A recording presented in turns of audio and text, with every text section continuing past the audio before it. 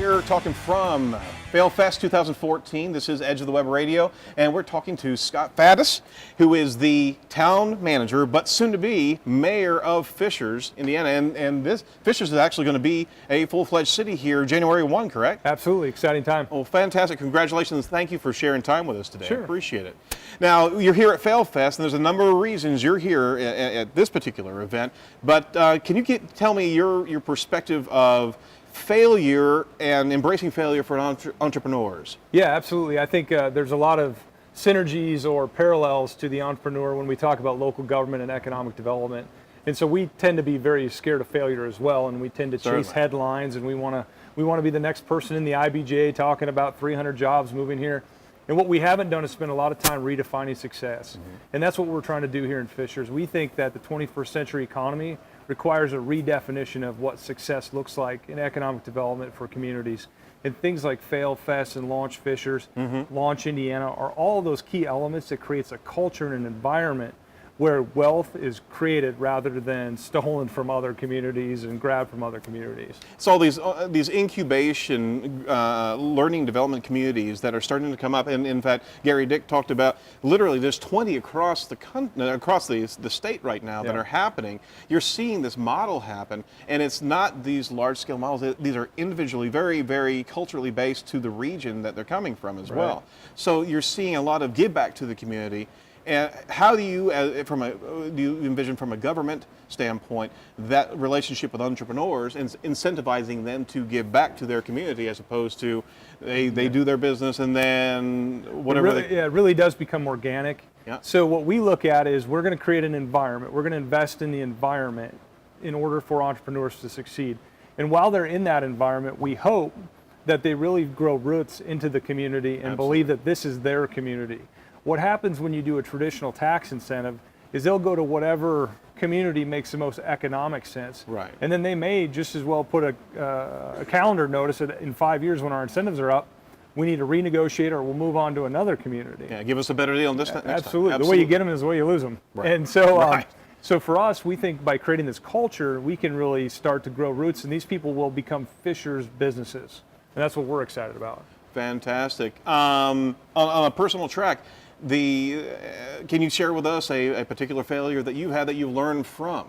Yeah, actually, it was born out of this economic development pursuit. You know, we got so wrapped up in being the next big headline in the IBJ about jobs that we probably entered into some economic development deals, incentive deals, that in the long term were not going to benefit us the way that it probably should have. And from that failure, we decided that we had to redefine what success looked like. And so I think that's really a personal failure and a community failure that we can turn back into a success in the long term for our community. Absolutely.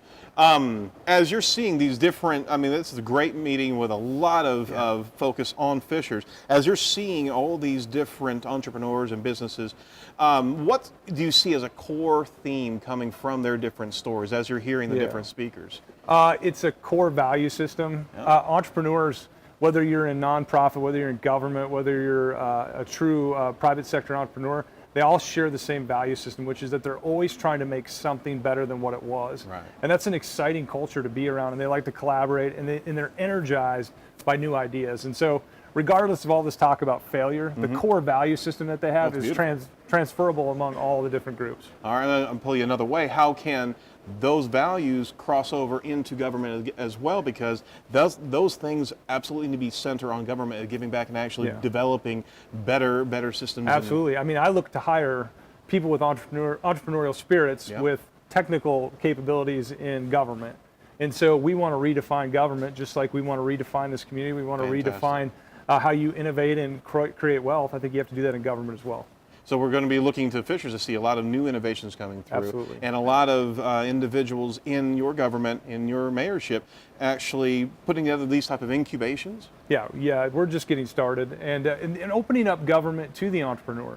When an entrepreneur has an idea and he wants to talk to someone in the fire department or the police department, we have a culture now that says, no, you go meet with those individuals and you share your insights because perhaps they're going to create the next best thing in police protection. So We really think we're onto something here, and we can't wait to get started. How do you envision sharing these models and what obviously you don't know everything that you're going to find. Right. Right. But how do you envision, did you have a plan to actually help broadcast this, not just about Fishers, but also how to help other townships and other cities capitalize on that? Because that's part of the entire next level of system here as well. We're 100% committed to sharing this among the state of Indiana. In fact, the town of Fishers put up $50,000 to create Launch Indiana, which is really centered here, but it's all about reaching out to all those communities in rural parts of Indiana to put peer-to-peer networks together for high potential, high growth businesses. Right. And so we're committed to sharing this among everyone in Indiana. And John, John Wexler, since we started Launch Fishers, there's now 20 colos across the state of Indiana. That's fantastic. And we would pick up the phone to any one of them or any government official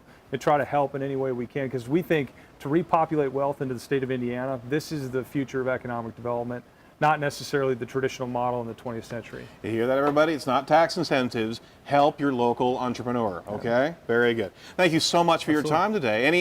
Any final thoughts for entrepreneurs or actually entrepreneurs inside of government? No, just keep at it, keep true to your core values of entrepreneurship, and I think exciting things will happen. Fantastic. Well, thank you so much, sir. Good to see you. Appreciate it.